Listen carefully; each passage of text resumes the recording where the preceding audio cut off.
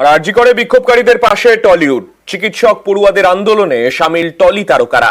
রাতেই হাসপাতালে বিদীপ্তা চক্রবর্তী, সোলাঙ্কি রায়, ছিলেন সুজয় প্রসাদ চট্টোপাধ্যায়, সোহিনী সরকার।